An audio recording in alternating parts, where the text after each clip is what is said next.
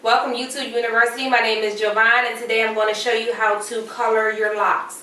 Today we have our model, which is one of my good clients for many years. Her name is Mikla, and she has become a good sport and allowed me to videotape her today to show y'all how we're going to color her locks. She already has color on her ends, so she's had them about, how long has it been? We started in January. Okay, so we started in January 2012 and we're now in October going into November 2012. So she's pretty tight to where we can go ahead and lock her without her unloosening. Now we do the interlock method on her, which I'll show you later how we go about completing that. So right now we're going to use, she likes to use the brand Textures and Tone. We're going to use bronze and honey blonde on her today. So we already mixed our color up. So when you're coloring locks, because it takes very quickly around the hairline, we're going to start in the middle. So we're going to section her hair off in the middle first. Now Mikla has about 200 or a little over 200 locks if I'm not mistaken. Right now what I'm going to do is I'm going to mix the color up. Now the reason why we mix two different colors, why we mix bronze by Textures and Tones and honey blonde, is because she doesn't quite necessarily want it as light as honey blonde is going to give. So we use two honey blondes with one booster packet and we use the whole bronze. So hopefully that's going to give her her desired color, which is more like a warm brown versus a bright blonde. I'm going to take my tinting brush. And because the locks have density to them, it's a lot of locks, I have to make sure that the hair is really saturated. So I'm going to take my tinting brush. I'm not going to put it at the roots. I'm going to put it on the hair shaft. So I'm not going to put it at the roots nor on the ends quite yet until I get it in her whole head. Let me turn around so you can better see what I'm doing. So what I'm doing is I'm taking it away, about a ½ inch away from the root.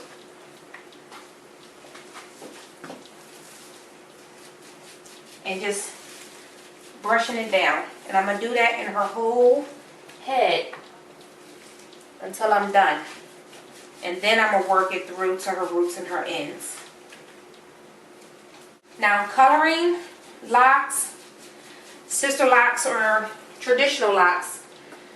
Coloring sister locks, because they're much smaller, depends on the color, depends on the hair growth, depends on the person and the personality. Some people don't mind the two-tone look, to where a lot of my other clients do mind it and they want to stay on top of it. So it's a personal preference as far as how often you should color your locks.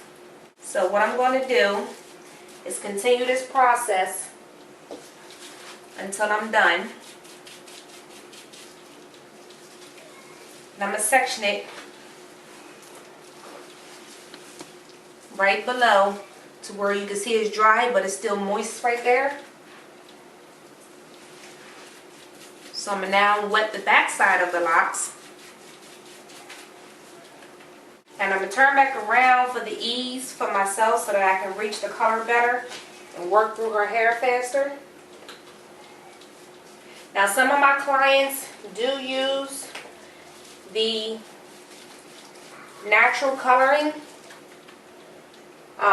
The natural coloring can be costly, but everybody just is not into the natural 100%. So just because they're natural as far as their hair texture, they're not getting chemically processed as far as straightening it out, they're still okay with using a product that's not 100% natural or organic to complete their style. So in this case we're using Textures and Tones. So remember, save the hairline for last because it takes very quickly. So now we're done her back. We're going to move towards the front.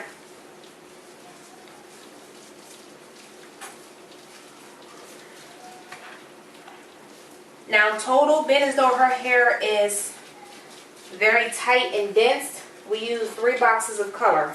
So now that we have it all on her hair, the hair shaft. Now we're going to take it to the end and her roots. So now what I'm going to do is kind of squeeze at them so they can absorb some of the color to really penetrate, because I don't want no blotchiness within her locks. A lot of people think that it's not safe to color locks. It is, as long as you make sure you moisturize them, you condition them. I would say definitely condition about once a month. Moisturize as needed. Some need it several times a week. Some can use it once a week. Everybody's hair is different. You have to analyze your own hair and work from there. You're going to really work it in. Work it through.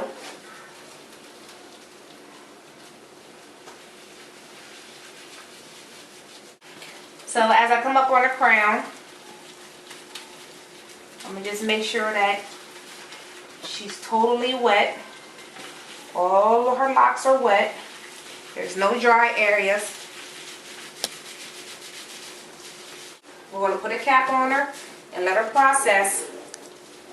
So from here, we're going to put a cap on her, let her process for about 20-25 minutes under the dryer to help lift her color up, then as though her hair and her locks are tightly dense.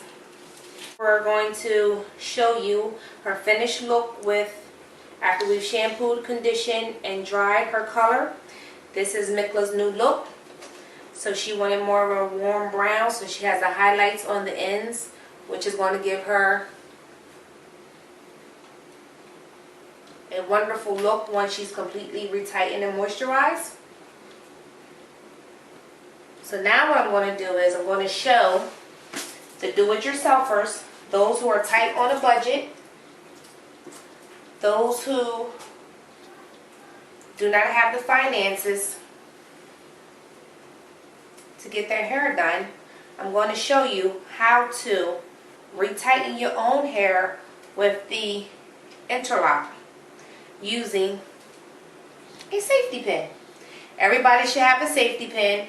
The smaller ones that's like brass, they're better, but of course I could not find one for the recording, so we're going to use the one that I could find, which is the silver one. But it's better to work with the smaller one, especially if you have smaller locks. So what I'm going to do, I'm going to section my hair out. And if you're a do-it-yourselfer, it's best to section your hair in 4 parts, so you want quarters. Section your hair off and work on 1/4 at a time so that you don't overskip any locks that you may oversee. So what we're going to do is we're going to make sure her partings are clean. Just rub your fingers down the middle. You're going to pierce the lock through with the safety pin. You want to create the pattern of either an X or a T. So you want to complete the whole rotation with either a pattern of an X or a T. So with hers, I'm going to complete hers with the pattern of a T. So I'm going to use the top because it's smooth and pierce it through her locks and pull it through, almost like threading. So those of you who have sewn, who know about sewing, that's all you're going to do. It's almost like a sewing method. So you take the safety pin, push it through the side, and pull it through. Go underneath the bottom, push it up, and pull it through. And the reason why you want to work with a smaller safety pin is because as you start getting closer to the base of the scalp, it's easier than trying to use a bigger safety pin. So you kind of wiggle it through and pull the lock through. And there you have it. That lock is retightened for all the do-it-yourselfers or those who miss their retightening appointment or want to touch up their edges or anything like that. So I'm going to show you one more time. We want to pierce the lock. And then you'll start at the top, straight in the middle, and pierce it through and pull it. Just so imagine this being your needle and you're sewing something together. So you take it through the side, pull it through. Take it from the bottom, pull it through. And then take it from the opposite side, wiggle it through, and you see how it's becoming tight, which is why the smaller safety pins are better, and pull it through. And there you have a full rotation. It's tight, and it's all the way to the bottom. So you'll complete that all the way through until you finish each and every lock. Now, if you're a do-it-yourselfer, you are going to have to use your sense of touch. So this is possible for those do-it-yourselfers. So there you have it. Here goes the complete look after retightening her whole head with just a household item of a safety pin. For you do-it-yourselfers, remember, you're going to follow either the pattern of an X or you're going to follow the pattern of a T to do your touch-ups or your retightenings, so that if you want to get away from the twisting method. Now, when I started her hair, I did do the twisting method the very first time, but like I said, I don't twist other than when I started. So when she came back from there on after, I just did the safety pin method, which is an interlock method, and we went from there. So we colored her hair today. We did the textures and tones, the bronze and the honey blonde. We mixed the two. So she wanted warm brown. That's what she has. So her hair does look a little fuzzy. That's because the cuticles of her hair shaft are open because of the color. They will close over a couple days. That's fine. That's normal. It's moisturized. It's oiled. And remember,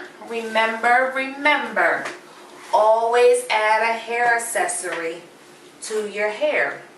I just finished it off by adding a few twisties up top. And I just added 3 little bows that I got from a nearby drugstore and just clipped them on. So this is our model for today. This is Mikola. Hello. And I am Jovan. Thank you for watching my channel. Please make sure you subscribe to my channel. And as always, you have a happy hair day. Thank you. Goodbye.